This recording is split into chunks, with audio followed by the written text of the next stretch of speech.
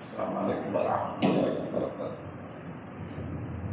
الحمد لله نحمده ونستعينه ونستغفره ونعوذ بالله من شرور أنفسنا وسيئات أعمالنا.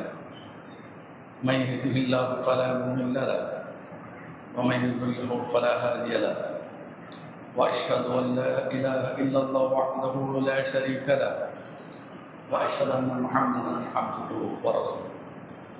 اللهم صل على محمد وعلى آل محمد كما صليت على إبراهيم وعلى آل إبراهيم إنك حميد مجيد.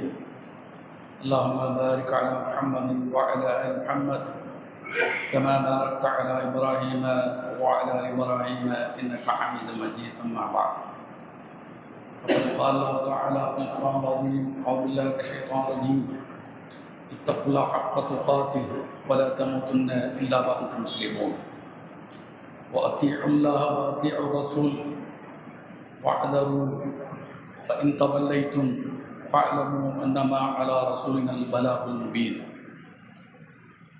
கண்ணியத்துக்குரிய எல்லாம் வல்ல அல்லாஹ்வின் நல்லடியார்களே, அல்லாஹ்வுடைய பேரருளால் அல்லாஹ்வுடைய மார்க்கத்தை அறிந்து கொள்வதற்காக அல்லாஹ்வுடைய ஆலய மஸ்ஜித் முபாரக்கில் ஜும்மாவை முன்னிட்டு நாம் அமர்ந்திருக்கிறோம். இந்த வாய்ப்பை வழங்கிய எல்லாம் வல்ல அல்லாஹ்வுக்கு அனைத்து புகழும் உண்டாகும். அல்லாஹ் சுப்ஹானஹு வ தஆலா அருள்மறை அல் குர்ஆன் 5ஆம் அத்தியாயம்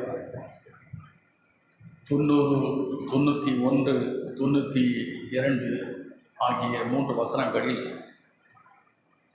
ஒரு சட்டத்தை சொல்லி காட்டுகிறார். யா அய்யுஹல்லதீன ஆமனூ இன்னமல் ஹம்ரு வல் மைஸிர் வல் அன்சாப் வல் அஸ்லாம் ரிஜ்ஸும் மின் அமலி ஷைத்தான் ஃபஜ்தனிபூஹு லஅல்லக்கும் துஃப்லிஹூன். இன்னமா யுரீது ஷைத்தான் அன் யூகிஅ பைனக்கும் அல் அதாவத வல் பக்தாஅ ஃபில் ஹம்ரி வல் மைஸிர் وَيَصُدَّكُمْ عَنْ ذِكْرِ اللَّهِ وَعَنِ الصَّلَاةِ وَهَلْ أَنْتُمْ مُنْتَهُونَ. وَأَطِيعُوا اللَّهَ وَالرَّسُولَ وَأَطِيعُوا اللَّهَ وَأَطِيعُوا الرَّسُولَ وَاحْذَرُوا فَإِنْ تَوَلَّيْتُمْ فَاعْلَمُوا أَنَّمَا عَلَى رَسُولِنَا الْبَلَاغُ الْمُبِينُ. நம்பிக்கையாளர்களே, மது, சூதாட்டம், பலிபீடம், அம்பெய்து குறிபார்ப்பது அத்தனையும் ஷைத்தானுடைய செயல்கள் என்று அல்லாஹ் சொல்கிறார். இவற்றை நீங்கள் விட்டுவிடுங்கள், தவிர்த்திருங்கள், விலகியிருங்கள். ஷைத்தான் இன்னமா யுரீது ஷைத்தான் அன் யூகிஅ பைனக்கும் அதாவத வல் பக்தாஅ ஃபில் ஹம்ரி வல் மைஸிர். ஷைத்தானுடைய எண்ணமெல்லாம் அவன் நீங்கள் மது அருந்துகிற போது, நீங்கள் சூதாடுகிற போது உங்களுக்கிடையே விரோதத்தையும் குரோதத்தையும் ஏற்படுத்துவதுதான். வயசுத்தக்கும் அந்திக்கிரில்லா அனிஸ்ஸலா, இறை நினைவை விட்டும் உங்களை அவன் தடுப்பது, கொள்கையை விட்டும் உங்களை தடுப்பதுதான் இதனால் அவனுடைய எண்ணம். அல் அன்தும் முன்தஹூன், நீங்கள் விலகி இருக்க மாட்டீர்களா என்று அல்லாஹ் கேட்கிறார். அடுத்த வசனம், வஅத்தியுல்லாஹ வஅத்தியுர் ரசூல், நீங்கள் அல்லாஹ்வுக்கு கட்டுப்படுங்கள், அல்லாஹ்வுடைய தூதருக்கு கட்டுப்படுங்கள். வஅஹ்தரு, எச்சரிக்கையாக இருங்கள். ஃபஇன் தவல்லைத்தும் ஃபஇன்னமா அலா ரசூலினல் பலாகுல் முபீன், நீங்கள் இந்த அறிவுரையை ஏற்க மறுத்தால், நீங்கள் இதை புறக்கணித்தால் எனக்கொன்றுமில்லை.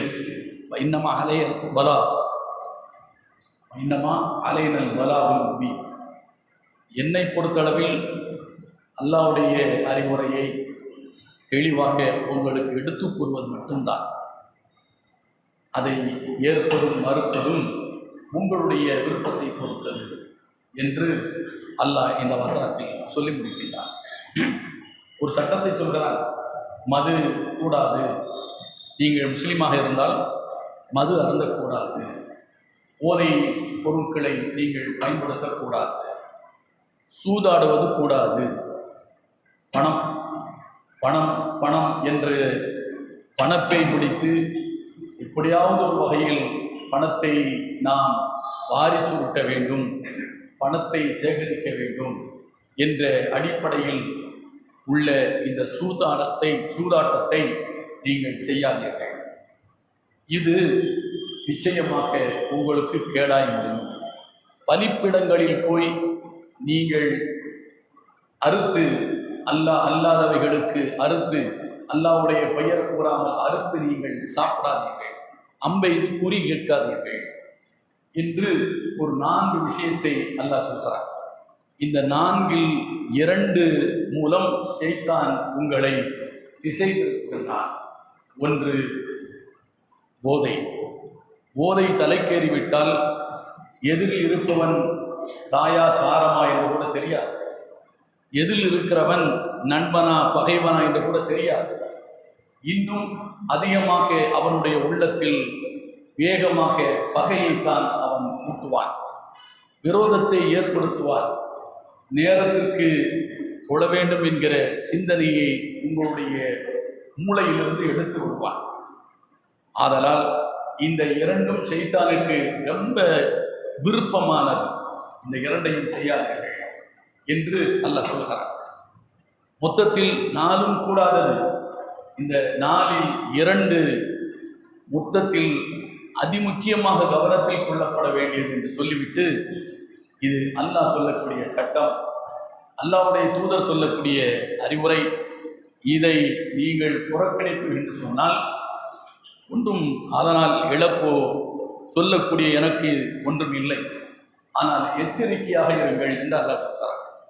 என்ன விளைவு ஏற்படும் இதனால் என்று அல்லாஹ் சொல்லிவிட்டு எச்சரிக்கையாக இருங்கள் என்று அல்லாஹ் குறிப்பிடுகிறார்.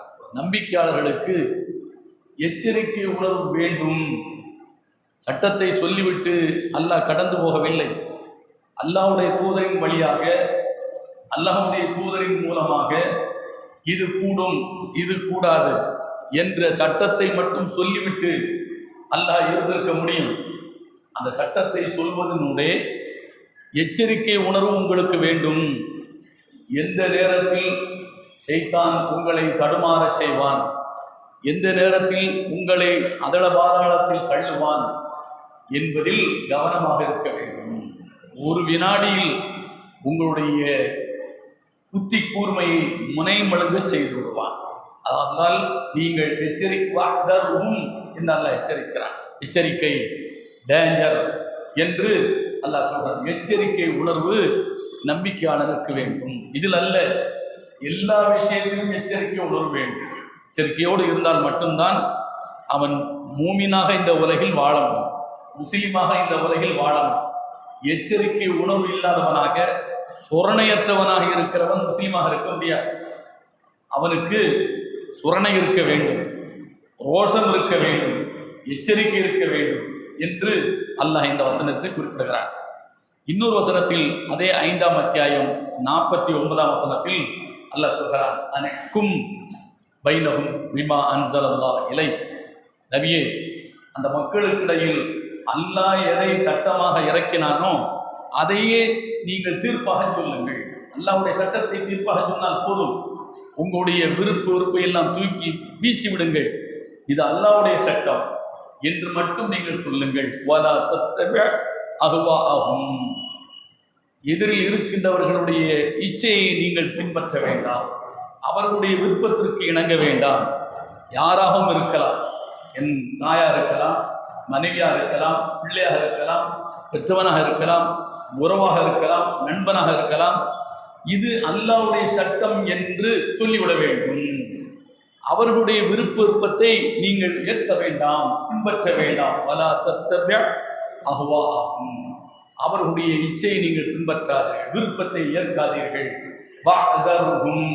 இங்கும் அல்லாஹ் சொல்கிறார், எச்சரிக்கையாக இருங்கள். அல்லாஹ்வுடைய சட்டத்தை சொல்கிற போது நாம் எதிரில் இருக்கிறவர் யார் என்று பார்ப்போம். இவரா, சரி, கொஞ்சம் நம்ம பார்த்து நிதானமாகத்தான் இவரிடத்தில் சொல்ல வேண்டியதை சொல்ல வேண்டும்.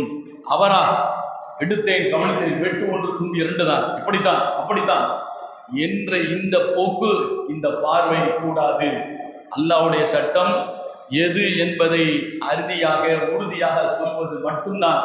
அதில் கவனமாக இருக்க வேண்டும், எச்சரிக்கையாக வாதரும். ஏன் ஐ யஃப்தினூக அம் மா அன்ஸலல்லாஹு இலைக், அல்லாஹ் இறக்கிய சில சட்டங்களில் உங்களை அவர்கள் குழப்ப பார்க்கிறார்கள். யார்? எதிரில் இருக்கின்றவர்கள். அது காஃபிராக இருக்கலாம், முஷ்ரிக்காக இருக்கலாம், உங்களுக்கு எதிரானவர்களாக இருக்கலாம்.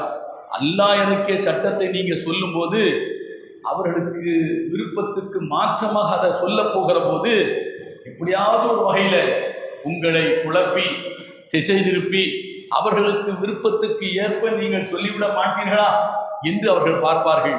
வஅதர்ஹும், அவர்கள் விஷயத்தில் நீங்கள் கவனமாக இருங்கள், எச்சரிக்கையாக இருங்கள் என்று சொல்லிவிட்டு ஃபஇன் தவல்லைதும் ஃபஅலம் அன்னமா யுரீதுல்லாஹு அன் யுஸீபஹும் பிபாதி துனூபிஹிம் வ இன்ன கஸீரன் மின் நாஸி லஃபாஸிகூன், அவர்கள் அதை ஏற்க மறுத்து புறக்கணித்தால் ஃபஅலம், நபியே நீங்கள் தெரிந்து கொள்ளுங்கள், அன்னமா யுரீதுல்லாஹு அன் யுஸீபஹும் பிபாதி துனூபிஹிம், அல்லாஹ் அவர்கள் செய்கிற இந்த பாவத்தில் சிலரின் மூலமாக அவர்களை அல்லாஹ் தண்டிக்க நாடிவிட்டான்.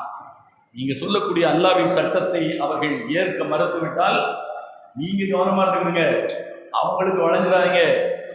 அவங்க ஏற்க மறுப்பதின் மூலம் நீங்கள் ஒன்றை புரிந்து கொள்ள வேண்டும், இந்த குற்ற செயலுக்காக அல்லாஹ் அவர்களை தண்டிக்க நாடி இருக்கிறான்.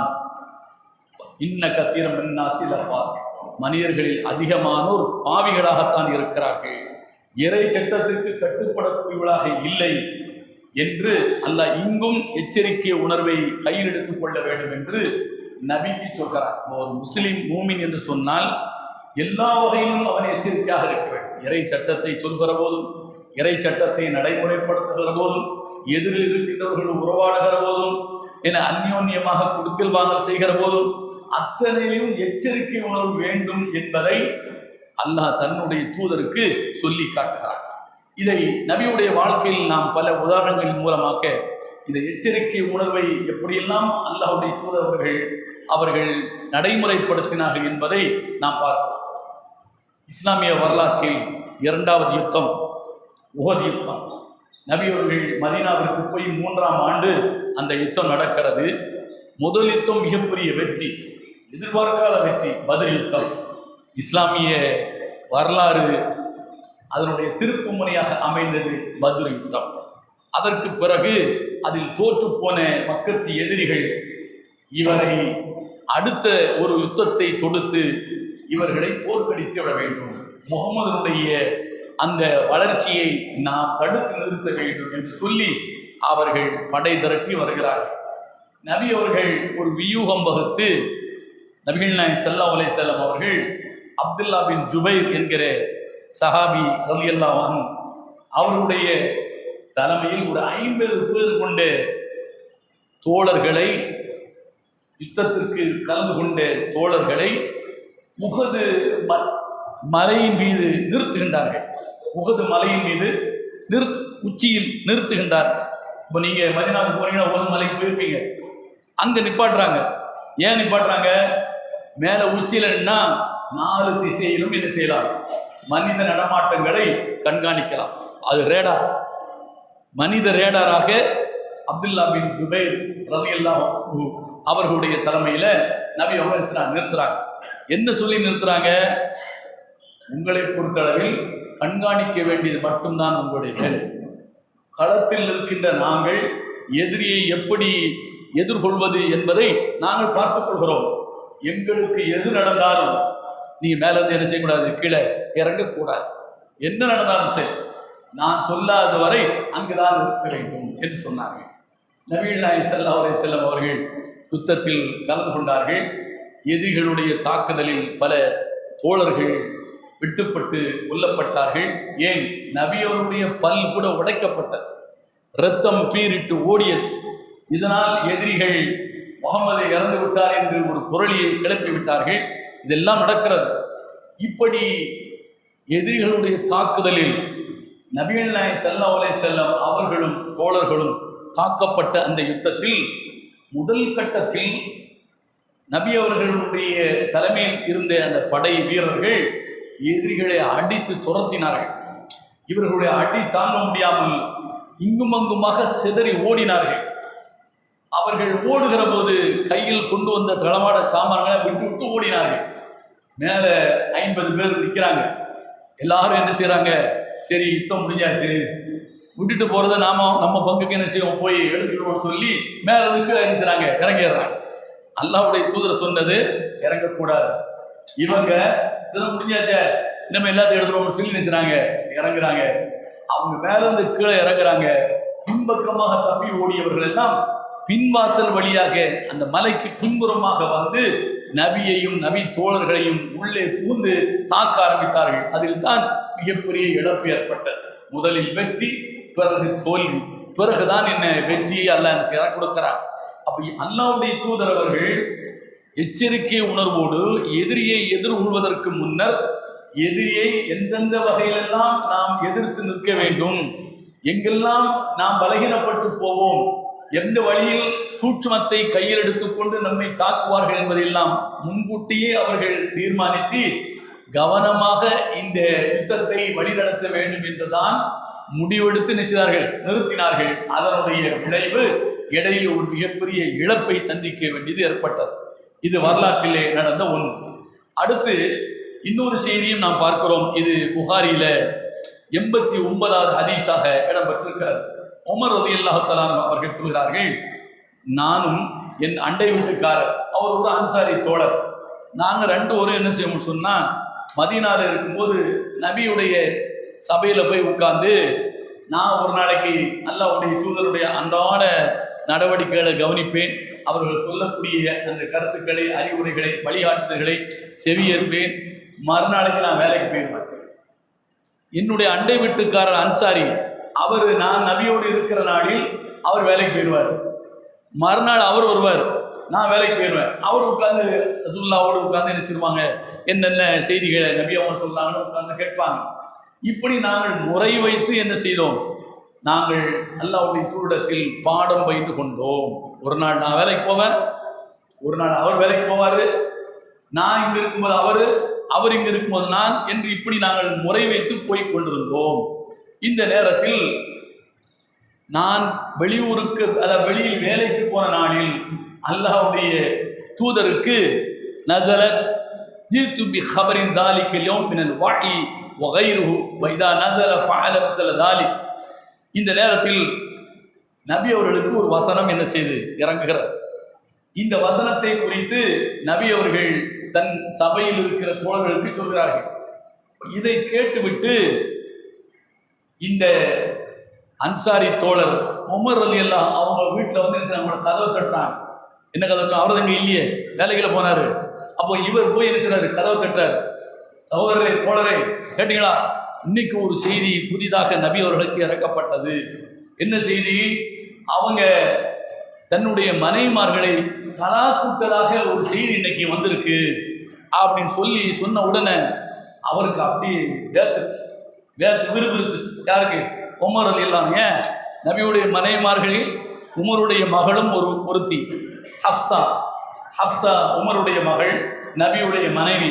ஐயையோ, ஹப்சாக்கு என்ன வச்சோ தெரியலையே அப்படின்னு சொல்லி இங்கெங்க போவோம், நேரம் நம்ம ஹப்சாட்டே போயிடுவோம், அப்படி எதுவும் நடந்திருக்கா இல்லையா சொல்லி நினைச்சாங்க. போய் கேட்கறதுக்காக நினைச்சாங்க. அங்கே போகிறாங்க. அங்கே போய் இப்போ ஹரஜ்து இலைஹி ஃபகால கத் ஹதஸ அம்ருன் அதீமுன் கால ஃபதஹல்து அலா ஹப்ஸா ஃபஇதா ஹிய தபகி. அங்கே போனால் ஹப்ஸா அழுது கொண்டிருக்கிறாள். ஹப்ஸா ரலியல்லாஹு அன்ஹா அழுது கொண்டிருக்கின்றார்கள். ஃபகுல்து தல்லக குன்ன ரசூலுல்லாஹி ஸல்லல்லாஹு அலைஹி வஸல்லம். எம்மா ஹப்ஸா, அல்லாஹ்வுடைய தூதர் உன்னை தலாக்கு விட்டார்களா என்று நான் என்ன செய்தேன், என்னுடைய மகள் ஹப்ஸாவிடத்தில் கேட்டேன். காலத், அவங்க சொன்னாங்க, லா அதிரி, தெரியல, எனக்கு என்னன்னு தெரியல அப்படி சொல்லி என்ன சொல்றாங்க. சும்மா தகல்து அல நபி ஸல்லல்லாஹு அலைஹி வஸல்லம் ஃபகுல்து அன காயிம். அப்போ அவங்க தெரியல நினைச்சா அப்போ எங்கே போய் கேட்கறது? நேர ரசூலுல்லாஹ்ட்ட போயிட்டார். யார்? உமர் நேர ரசூலுல்லாஹ்ட்ட போய் அங்கே போய் நிற்கிறார். நின்று தல்லத்த நிசாக், அல்லாஹ்வின் தூதரே உங்கள் மனைவிகளை எல்லாம் நீங்கள் தலாக் கூட்டு விட்டீர்களா என்று என்ன கேட்டார்கள். நபி அவங்க சொன்னாங்க, லா அல்லாஹ் அக்பர் அப்படி சொல்லி என்ன உமர் ரலியல்லாஹு சொன்னாங்க. அப்படா அப்படி சொல்லி அவங்களுக்கு ஒரு நிம்மதி பெருமூச்சு. யாரையும் என்ன நபி அவங்க தலாக் கூடலை, தன்னுடைய மனைவிமார்கள் யாரையும் தலாக் கூடலை என்பதை உறுதி செய்து கொண்டதற்கு பிறகு அல்லாஹ் அக்பர் சொன்னாங்க. இந்த செய்தி எதை உணர்த்துகிறது? இறை தூதரிடமிருந்து வருகிற ஒவ்வொரு செய்தியையும் அவ்வளவு கவனமாக கண்காணித்து எச்சரிக்கையோடு இருக்கிறாங்க. காலம் தள்ளி இருக்கின்றார்கள் தோழர்கள். ஏதாவது ஒன்று எசகு பிசகா நபியுடைய வாயிலிருந்து ஏதாவது வந்து அது ஒரு பெரிய பாதிப்பை ஏற்படுத்தி விடுமோ என்ற எச்சரிக்கையோடு இருந்திருக்கிறார்கள். ஆதலால் தான் இந்த தோழர் சொன்னதனுடைய உண்மை பொருள் என்ன, இவர் எதை கேட்டார், என்ன நம்ம இடத்தில் சொன்னார், அதுல ஏதாவது நம்முடைய மகளுக்கு பாதிப்பை ஏற்படுத்தி விட்டதா, அப்படி எதுவும் நடந்துருச்சா என்று அவங்க என்ன செய்றாங்க, கவனமாக இருந்து அதை கையாண்டிருக்கிறார்கள் என்பதை இந்த செய்தி நமக்கு சொல்லி காட்டுகிறது. அதே போன்றுதான் 4791வது ஹதீஸ், அதுவும் புகாரில் இருக்கிறது. அனஸ் ரலியல்லாஹு அன்ஹு அவங்க சொல்லி காட்டுங்க. قال உமர் ரலியல்லாஹு அன்ஹு, உமர் ரலியல்லாஹு அன்ஹு சொல்றாங்க, குல்து யா ரசூலல்லாஹ் யதுகுலு அலைக்கல் பர் வல் ஃபாஜிர், அல்லாஹ்வின் தூதரே உங்களிடத்தில் உங்களுடைய வீட்டுக்கு நீங்க இருக்கிற சபைக்கு நல்லவனும் வாரான் கெட்டவனும் வாரான். நல்லவர்களும் வருகிறார்கள், கெட்டவர்களும் வருகின்றார்கள். அப்படி வரும்போது ஃபலோ அமர்த்த உம்மஹாத்தில் மினி பில் ஹிஜாப், நீங்கள் உங்களுடைய மனைவியரை அடக்க ஒடுக்கமாக திரை, அதாவது ஆடையால் தங்களை மறைத்து கொண்டு திரைக்கு அப்பால் இருக்க சொல்லலாம் தானே. வாழ திறந்து போட்ட மாதிரி எனக்கான அந்நிய ஆண்களுக்கு முன்னால சாதாரணமாக சர்வ சாதாரணமாக வந்து போகக்கூடிய பழக்கம் உமர் ரலியல்லாஹு அவர்கள் இந்த வார்த்தையை இறை தூதரிடத்தில் சொல்வதற்கு முன்னர் வரை இருந்தது. நபிகள் நாயகம் ஸல்லல்லாஹு அலைஹி வஸல்லம் அவருடைய மனைவிமார்களிடத்திலும் அது, ஏன்னா அவங்க அப்பதான் இஸ்லாத்துக்கு வர்றாங்க. இஸ்லாமிய சட்டங்கள் நடைமுறைக்கு வருவதற்கு முன்னர் சகஜமாக பெண்களுடைய வழக்கம் எப்படியோ அப்படித்தான் அவர்கள் இருந்தார்கள். அதை அல்லாஹ் குர்ஆன்ல சொல்கிறான், வகர்ன ஃபீ புயூதிகுன்ன வலா தபர்ருஜுன தபர்ருஜல் ஜாஹிலியத்தில் ஊலா, உங்க வீட்டிலே உட்கார்ந்துங்க. ஏன் அறியாமை காலத்து பெண்கள் இங்கும் அங்குமாக அலைந்து திரிந்ததை போன்று நீங்களும் அலைந்திருந்தா அல்லாஹ்வுடைய தூதருடைய மனைவி என்பதற்கும் அவர்களுக்கும் என்ன வித்தியாசம் இல்லாமல் போகுமே. உங்களிடத்துல ஏன் கட்டுப்பாடு இல்லை, உங்களிடத்துல ஏன் ஒழுக்கம் இல்லை, நீங்க முறையாக என்ன செய்ய வேண்டும், ஆடைகளை அணிந்து கொண்டு வெளியே போக வேண்டும் தேவை என்றெல்லாம் அல்லாஹ் என்ன செய்கிறான், சொல்லி காட்டுகிறான்.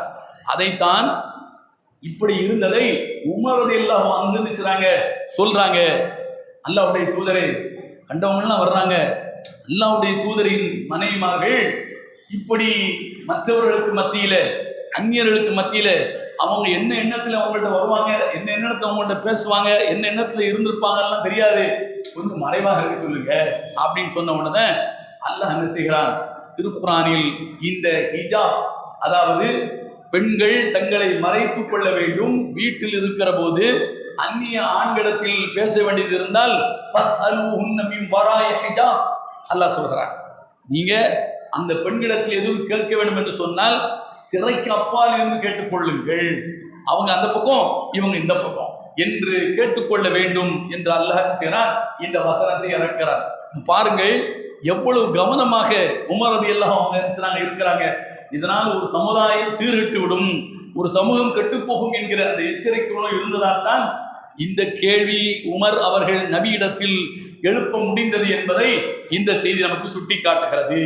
இன்னொரு செய்தி, அது புகாரியில் 7284வது ஹதீஸாக இடம்பெற்றிருக்கிறது. என்னவென்று சொன்னால், அபூ ஹுரைரா ரலியல்லாஹு அன்ஹு அவர்கள் சொல்லி காட்டுகிறார்கள், தூஃபிய ரசூலுல்லாஹி ஸல்லல்லாஹு அலைஹி வஸல்லம் வஸ்தக்லஃப அபூபக்கர் பஅதஹு وكفر من كفر من العرب قال عمر بن بكر كيف تقاتل الناس وقد قال رسول الله صلى الله عليه وسلم أمرت أن أقاتل الناس حتى يقول لا إله إلا الله. அல்லாஹ்வுடைய தூதர் இறந்தாச்சு, அல்லாஹ்வுடைய தூதர் இறந்தாச்சு. 3 நாட்கள் அவருடைய மையத்தை அடக்குவதற்கு எப்படி என்ன ஏதுன்னு சொல்லி பெரிய அங்க ஒரு முடிவில்லாமல் ஓடிக்கொண்டிருந்தது. அடக்கியாச்சு. அடக்கினதுக்கு அப்புறம் யார் ஆளுகிற ஆட்சியாளராக நம்மை ஆள்வதற்கு என்று அந்த சர்ச்சையும் ஓடுகிறது. கடைசியில் உமர் ரலியல்லாஹு அவங்க எல்லாருமா சேர்ந்து அபூபக்கர் தான் என்ன நமக்கு ஆட்சியாளர் அப்படி சொல்லி என்ன செய்றாங்க, எல்லாருமா அபூபக்கரை என்ன செய்றாங்க, முன்னிறுத்துறாங்க. அபூபக்கர் ரலியல்லாஹு அவங்க ஜனாதிபதியாக பொறுப்பேற்றுக் கொள்கிறாங்க. ஜனாதிபதியாக பொறுப்பேற்றதுக்கு அப்புறம் அவங்க சொல்றாங்க, யாருக்கெல்லாம் ஜக்காத்து கடமையோ அவர்கள் ஜக்காத்தை கொண்டு வந்து தந்து விட வேண்டும். அல்லாஹ்வுடைய தூதரின் காலத்தில் அல்லாஹ்வுடைய தூதர் உயிரோடு இருக்கிற போது நீங்க ஒட்டகத்தின் கடிவாளை நீங்கள் ஜக்காத்தாக கொடுத்திருந்தாலும், அதான் குறைந்தபட்சம் அதையாவது கொடுத்திருந்தாலும் அதையும் தந்துவிட வேண்டும்.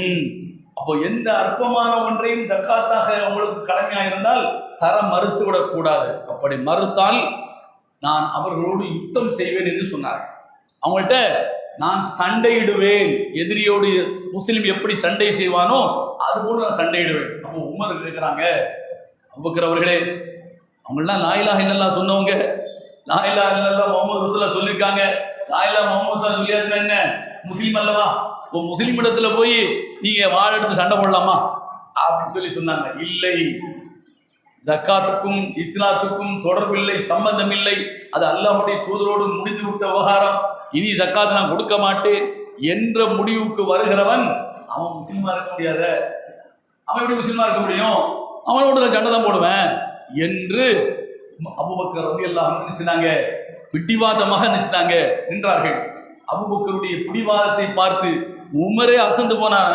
இவரம்மா அசைக்கவே முடியாது, பிடிச்ச பிடியில தெளிவா இருக்கிறாரு என்ன அப்படி சொல்லி கடைசியில் அபூபக்கர் அவர்களுடைய முடிவு சரி என்று உமர் நினைச்சார், ஏற்றுக்கொண்டார். சரிதான், அது என்ன, இஸ்லாத்தின் ஒரு தூணாக, இஸ்லாத்தின் ஒரு அங்கமாக, ஒரு கட்டாய கடமையாக இருக்கின்ற ஒன்றை இறை தூதர் இருந்தால் தான் செய்வேன் என்று சொல்கிறவன், இறை தூதர் இல்லை என்றால் செய்ய மாட்டேன் என்கிறவன் அவன் எப்படி முஸ்லிமா இருக்க முடியும்? அப்ப அவன்கிட்ட என்ன சண்டை போட்டாவது என்ன, இதை பறிக்க வேண்டும், வாங்க வேண்டும் என்ற முடிவு சரிதான் என்று உமர் அவர்கள் நினைத்தார்கள், ஏற்றுக்கொண்டார்கள். பாருங்கள், இறை வழிகாட்டுதல், அல்லாஹ்வின் வழிகாட்டுதல், அல்லாஹ்வுடைய தூதருடைய வழிகாட்டுதல், அறிவுரைகளை நடைமுறைப்படுத்துவதில் எவ்வளவு கவனமாக இருந்திருக்கிறார்கள், எச்சரிக்கையோடு இருந்திருக்கிறார்கள். அல்லாஹ்வுடைய தூதரும் சரி, அல்லாஹ்வுடைய தோழர்கள், அல்லாஹ்வுடைய தூதரின் தோழர்களும் சரி, இந்த எச்சரிக்கை உணர்வு நம்மில் ஒவ்வொருவருக்கும் இருக்க வேண்டும். எந்த நேரத்தில் ஷைத்தான் நம்மை வழிதவர செய்வான், செய்து விடுவானோ என்கிற இந்த கவனம் ஒவ்வொரு மூமிடத்திலும் முஸ்லிமிடத்தில் இருக்க வேண்டும். இல்லை என்று சொன்னால் கணப்பொழுதில் தடம் மாறி கடைசியில் நாம் இஸ்லாத்தை விட்டு போக வேண்டிய ஒரு நிலை ஏற்படும் என்பதை இந்த செய்திகள் உணர்த்துகின்றன. இறுதியாக இறை தூதர் அவர்கள் எந்த அளவுக்கு எச்சரிக்கையாக இருந்தார் என்று சொன்னால், அவர்கள் அந்த மக்களுக்கு தூதராக மட்டுமல்லாமல் ஜனாதிபதியாக, ஆட்சியாளராக இருந்த காரணத்தினால் மதீனாவில் எங்காவது ஒரு சத்தம் கேட்டுவிட்டால் இரவு நேரத்தில் தட்டாலடியாக எழுந்து அந்த சத்தம் வருகிற திசையை நோக்கி நபி அவர்கள் ஓடுவார்கள்.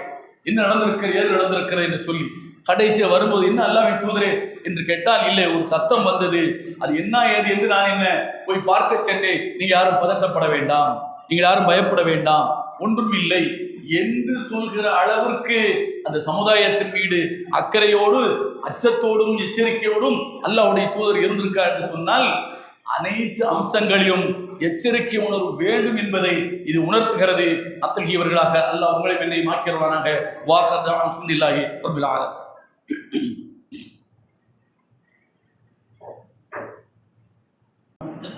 இந்தியாவில் இருக்கிற முஸ்லிம்களுக்கு கட்டாயம் என்பதை நாம் கவனத்தில் கொள்ள வேண்டும். இந்த இந்தியாவை ஆளக்கூடிய ஆட்சியாளர்கள் சிறுபான்மை சமூகமாக இருக்கிற முஸ்லிம்களுடைய உரிமைகளை, அவர்களுக்கு கிடைக்க வேண்டிய அந்த உரிமைகளை எந்த வகையிலெல்லாம் தட்டி பறிக்க வேண்டும் என்பதற்கான ஒவ்வொரு நகர்வையும் அவர்கள் நகர்த்தி கொண்டிருக்கிறார்கள். நாட்டின் இறையாண்மையை பாதுகாக்கக்கூடிய 4 தூண்கள் என்று சொல்வார்கள். 4 தூணுமே இப்போ துருப்பிடிச்சு ஒவ்வொரு தூணா கீழே விழுந்துக்கிட்டே இருக்கு. எந்த தூணு உறுதியாக இருக்கிறது என்று சொல்ல முடியாது. அந்த அளவிற்கு மிக மோசமாக இப்போது நாடு போய் கொண்டிருக்கிறது. கடைசியாக நம்பிக்கை அளிக்கக்கூடிய ஒன்றாக இருந்த நீதித்துறை அதுவும் இப்போது நம்பிக்கை இழக்கக்கூடிய ஒரு நிலைக்கு தள்ளப்பட்டிருக்கிறது. அதற்கு எத்தனையோ உதாரணங்களை நாம் பார்க்கலாம். பாபரி பள்ளிவாசல், அதற்கு தீர்ப்பு எழுதினார்கள். எப்படி தீர்ப்பு எழுதினார்கள்? எழுதினவன் யாருன்னே தெரியாது. 5 பேர் உட்கார்ந்து தீர்ப்பு எழுதியிருக்கான். இந்த 5 முட்டா பேர்களுக்குமே இது நான் தான் எழுதினேன், நீ தான் எழுதின என்று சொல்கிற அளவுக்கு தைரியம் இல்லை. கடைசியில் ஒரு சொன்னான், கடவுள் சொன்னான் நான் எழுதினேன் என்று. இப்போ அதுக்கு நீ எதுக்கு மேலே போய் உட்காரணும் உச்ச நீதிமன்றத்தில்? அதுக்கு எதுக்கு இத்தனை ஆண்டுகளை நகர்த்த வேண்டும்? அப்போ இந்த அளவுக்கு போய் கொண்டிருக்கிறது. இந்த பாசிச சிந்தனை எங்கு வரை வேறுபட்டிருக்கிறது என்பதற்கு இதை விட வேறு சான்று தேவையே இல்லை. இப்போ பார்க்கிறோம், சமீபத்தில் உச்சநீதிமன்ற தலைமை நீதிபதியை நோக்கி ஒரு ஆதிக்க சக்தியை சார்ந்த ஒரு வழக்கறிஞர் காலில் இருந்த சுவை கழட்டி எரிகிற அளவிற்கு, ஏண்டா எரிஞ்ச? கடவுள் சொன்னான் எரிந்தேன், ராமர் எனக்கு உத்தரவு போட்டார் எரிந்தேன், இப்படி ஒரு முஸ்லீம் அல்லாஹ் சொன்னான் எரிந்தேன் என்று மோடியை பார்த்து சூவை கழட்டி வீசினால், அல்லாஹ் சொன்னான் மூஞ்சியை நோக்கி சூவை வீச வேண்டும் என்று சொன்னால் இந்த நாடு விட்டு வைக்குமா? ஆனால் அவர்களை விட்டு வைத்திருக்கிறார்கள். நீதிமன்றமே இந்த நீதிபதியை சொல்லிட்டாரு, வேண்டாங்க, இது குற்றவியல் வழக்கு, இது அவமதிப்பு வழக்கு, வேண்டாம், நடவடிக்கை எடுக்க வேண்டாம் என்று. ஏன் இருக்க போறது இந்த கொஞ்சம் அடுத்த நவம்பர் 23 வரைக்கும் தான். இதுல நம்ம உயிரோடு இருப்போமா இல்லைன்னு சொல்ல முடியாது. ஏன் எல்லாம் போட்டு தள்ளுற கூட்டமா இருக்கு. லோயாவில் இருந்து நீதிபதிகள் இந்த ஆட்சியாளருக்கு எதிராக வாயை திறந்தால் ஆளை காணும், அவங்களை எல்லாம் போட்டு தள்ளிடுவாங்க. அந்த மாதிரியான ஒரு நிலைக்கு இந்த நாடு நீதித்துறையை கொண்டு போய் கொண்டிருக்கிறது. இன்னொரு உதாரணம், சமீபத்தில் ஸ்ரீதரன் என்கிற ஒரு நீதிபதி, நீங்க படிச்சிருப்பீங்க, அவர் ஜம்மு காஷ்மீர்ல உயர்நீதிமன்றத்தில் நீதிபதியா இருக்கிறார். அங்கு ஒரு தடாலடியான ஒரு உத்தரவு போடுறார். என்ன?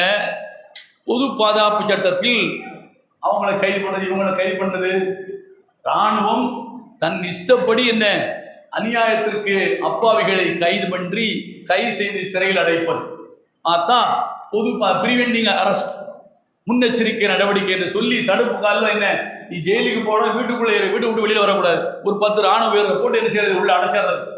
அப்போ இது வழக்காக வருகிற போது இதற்கு தக்க ஆதாரங்கள், இவரால் அச்சுறுத்தல் இருக்கிறது, நாட்டுக்கு கேடு பாதுகாப்பு சூழல் இருக்கிறது என்று சொல்லி வழக்கில் உரிய ஆதாரங்களை தாக்கல் செய்யணுமா இல்லையா? இல்லைங்கும் போது நிர்வாக முடிவு என்று சொன்ன போது, நிர்வாக முடிவுக்கெல்லாம் ஒருவனை பலிகடாவாக்க கூடாது, விடுதலை செய்யுங்க அப்படின்னு சொல்லி நினைக்கிறாரு, சொல்லிடுறாரு. ஆகா, இவர் நமக்கு சரிப்பட்டு வராதுன்னு சொல்லி அங்கிருந்து மத்திய பிரதேசத்துக்கு அவர் என்ன செய்றாங்க, இடமாற்றம் செய்யறாங்க.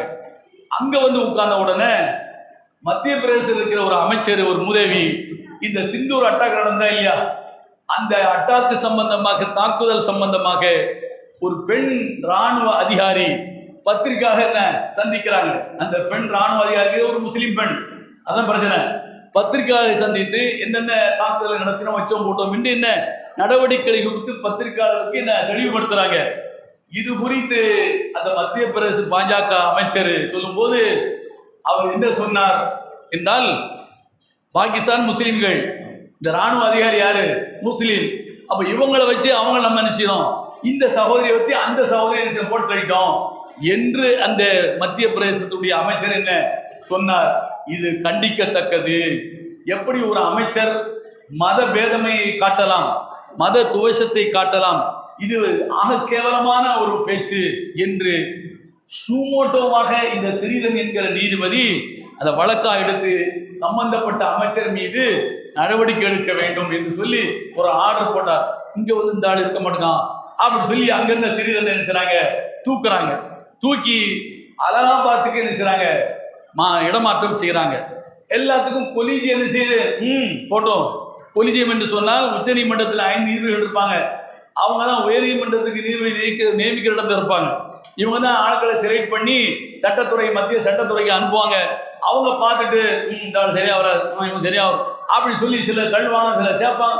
இந்த மாதிரியான 5 நீதிபதிகள் கொண்ட கொலிஜியம் மத்திய பிரதேசம் அவர் அங்க தூக்குது. தூக்குனா என்ன, மத்திய அரசனுடைய சமிக்கை இல்லாமல் நடக்காது. என்ன சொன்னா, அவர் மத்திய பிரதேச நீதிபதியாக தொடர்ந்தால் அங்கு கொலீஜியத்தில் ஒரு ஆளா இருப்பார். ஒவ்வொரு உயர்நீதிமன்றத்திலும் கொலீஜியத்தை சேர்ந்த 3 உறுப்பினர்கள் இருப்பாங்க, 3 நீதிபதிகள் இருப்பாங்க.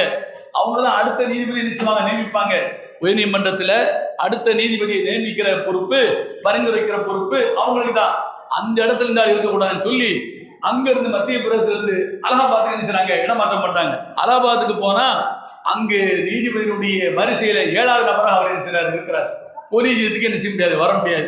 ஆக இப்படி இருந்து நீ ரிட்டையர்ட் ஆகி போய் தொலை என்கிற அளவுக்கு நீதித்துறையை எப்படி இவர்கள் பயன்படுத்துகிறார்கள். தங்களுடைய இசைவுக்கு தகுந்தாற் போல் நீதிபதிகளும் செயல்படவில்லை என்று சொன்னால் அவங்க சோழிய முடிக்கிறது தான் என்ன இவங்களுடைய வேலையாக என்ன இருந்து கொண்டிருக்கிறது.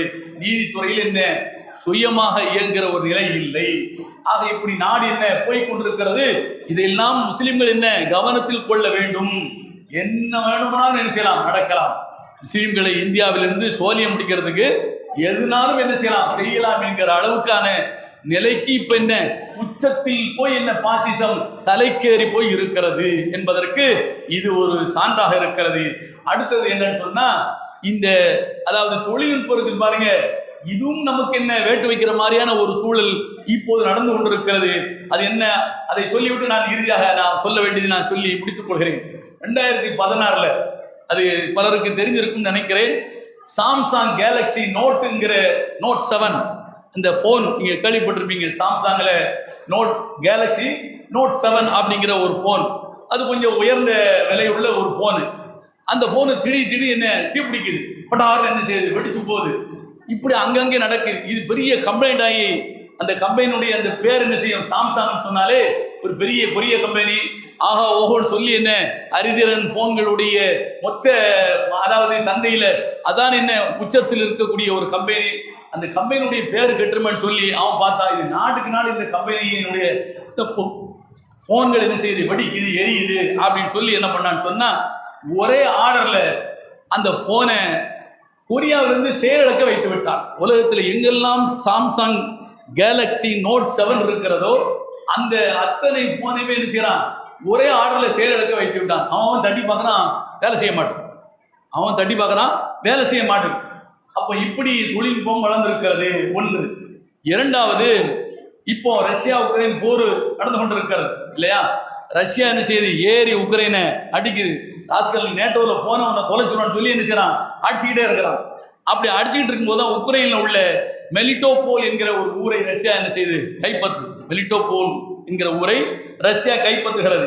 கைப்பற்றி அங்க ரஷ்ய ராணுவர்கள் உள்ள பூந்து ஜான் டீரே அப்படின்னு சொல்லி ஒரு கம்பெனி, அந்த கம்பெனியுடைய தயாரிப்புலாம் என்ன, இந்த டிராக்டரு, உழுது போடுறது, மருந்து தெளிக்கிறது, இந்த மாதிரி நவீன ரகமான கருவிகளை தயாரிக்கக்கூடிய ஒரு கம்பெனி. அந்த கம்பெனியுடைய தயாரிப்புகள் கிட்டத்தட்ட $5 மில்லியன் மதிப்புள்ள அந்த சாமான்களை, அந்த வாகனங்களை இந்த ராணுவ வீரர்கள் செய்றாங்க, மொத்தமா தள்ளிக்கிட்டு 1100 கிலோமீட்டர் அந்த பக்கத்தில் செச்சன்யா எங்க இந்த மெலிட்டோபோல்ங்கிற உக்ரைன் ஊரை கைப்பற்றி அங்கு இருக்கிற இந்த தளவாடங்களை எல்லாம் தள்ளிக்கிட்டு 1100 கிலோமீட்டர் அந்த பக்கம் ரஷ்யாவாக இருக்கக்கூடிய செச்சன்யாவுக்கு என்ன செய்றாங்க, ராணுவ வாகனங்கள் என்ன செய்றாங்க, கொண்டு போயிடுறாங்க. இது நம்ம அங்க கொண்டு போயிடுவோம் அப்படி சொல்லி, கொள்ளையடிக்கப்பட்ட பொருள் தானே, அங்க கொண்டு போறாங்க. கொண்டு போய் அவன் டிராக்டர்ல ஏற்றி என்ன உழுது போடுவோம், தண்ணி பாய்ச்சுவோம், மருந்து அடிப்போம் அப்படின்னு சொல்லி போகும்போது வேலை செய்ய மாட்டோம். கிட்டத்தட்ட $5 மில்லியன் அந்த தளவாடங்கள் சுத்தமாக வேலையை செய்யல. அவனும் தட்டி பார்க்கறான், இப்படி மேய்ஞ்சு பார்க்கறான், பிரிச்சு ஒன்றும் நடக்கல.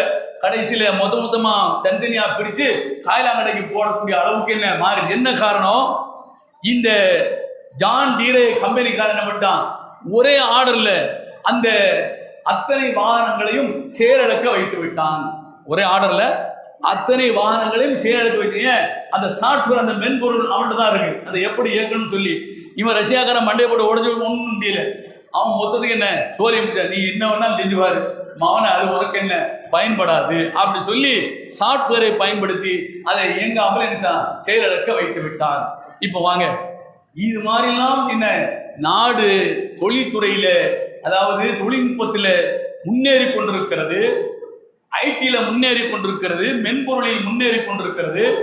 இதை பயன்படுத்தி கொண்டு இதுக்கு முன்னால வரைக்கும் என்ன ஓட்டர் மிஷினை வச்சு வேலையை பார்த்துக்கிட்டே இருந்தான். இப்போ ஓட்டர் மிஷினை கண்டுபிடிச்சிட்டாங்க, இது நமக்கு எதிராக இருக்கிறது, இனி நம்ம இதுல எந்த வேலையும் செய்ய முடியாது அப்படின்னு சொல்லி ஓட்டர் லிஸ்ட்லயே கை வச்சிரும் அப்படின்னு சொல்லி இப்போ SIR சொல்லி இப்போ உன்னை கொண்டு வந்து எப்படியாவது அடுத்த வருஷம் தேர்தலுக்கு முன்னால மேற்கு வங்காளம், கேரளா, தமிழ்நாடு எதெல்லாம் நமக்கு எதிராக இருக்கிறானோ அங்க நாம எப்படியாவது காலை ஊன்றி விட வேண்டும் என்று இந்த பாசிச அரசு, இந்த ஆதிக்க வெறி பிடித்த அரசு சிறுபான்மை சமூகத்தை நசுக்குவதற்கு என்னென்ன வழி கையில் எடுக்க வேண்டுமோ அத்தனை எடுப்பதற்கு தயாராகி கொண்டிருக்கிறது. எச்சரிக்கையாக இருக்க வேண்டும்.